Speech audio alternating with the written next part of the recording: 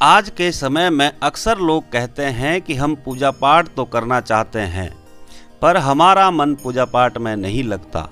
और अगर कोई नियमित पूजा पाठ या साधना कर भी रहा है तो उसे उस प्रकार के अनुभव प्राप्त नहीं होते जैसा उस साधना के बारे में किसी गुरुजन या शास्त्रों में बताया गया हो। क्या आप जानते हैं कि इसका मुख्य कारण क्या है?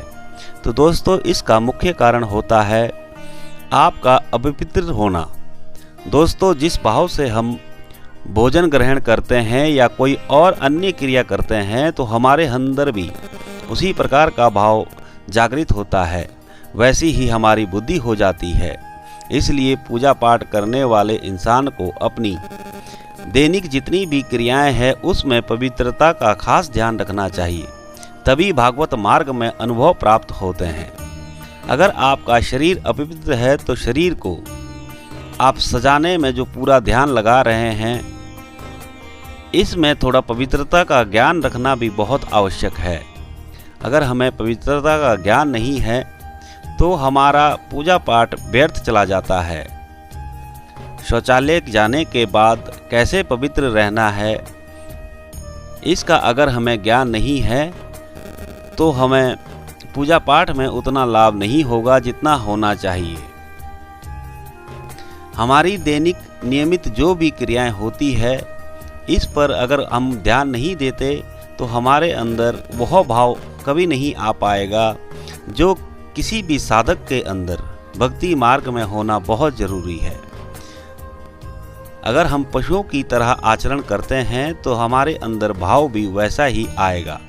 शौचालय के बाद ना हाथ धोना, ना पवित्र होना, तो ऐसे कैसे हमारा भक्ति भाव जागृत होगा?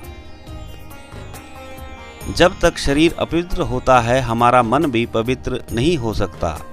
ऐसे अपवित्र शरीर से आचरण भी वैसे ही होगा। फिर हम बाद में कहते हैं कि मंत्रों में कोई शक्ति नहीं है, हमें काफ़ी समय हो गया है मंत्र जाप करते हुए या नाम जप करते हुए, पर कोई अनुभव प्राप्त नहीं हुआ। तो दोस्तों, ऐसे होगा भी नहीं। अगर हम सच में भगवत मार्ग पर चलना चाहते हैं तो हमें पवित्रता का खास ध्यान रखना होगा। कम से कम लघु शंका के बाद जन इंद्रिय को धोना, हाथ पांव धोना बहुत ही आवश्यक है, और शौच के बाद स्नान करना, उसके बाद ही आप पूजा पाठ में बैठें। अपनी जो पूजा पाठ या साधना करने के लिए आपने जो वस्त्र रखे हैं वह साफ सुथरे और धुले और पवित्र होने बहुत आवश्यक हैं। कोशिश करें कि पूजा पाठ करने के लिए कपड़े अलग ही रखें और उसे उसी समय पहने जब आप पूजा पाठ के लिए बैठते हैं। दैनिक क्रियाओं के समय उन कपड़ों को ना पहनें। जो आप भोजन ग्रहण करते हैं उसे सात्विक भाव से ही लें। यह नहीं कि उस समय भी दुनिया भर की चिंताओं को अपने मन में लेकर भोजन लें, क्योंकि ऐसा भोजन आपके अंदर बुद्धि भी वैसी ही चिंता वाली देगा।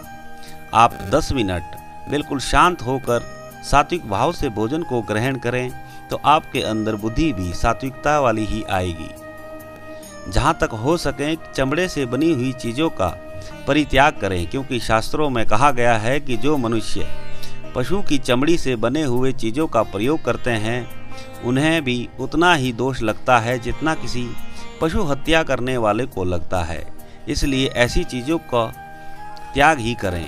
अपने दैनिक आचरण में पवित्रता और शुद्धता का खास ध्यान रखें और फिर देखें कैसे आपका मन मंत्र जाप में लगता है और आपको शास्त्रों या गुरु जनों द्वारा बताए हुए रास्ते पर अनुभव प्राप्त होते हैं। धन्यवाद दोस्तों।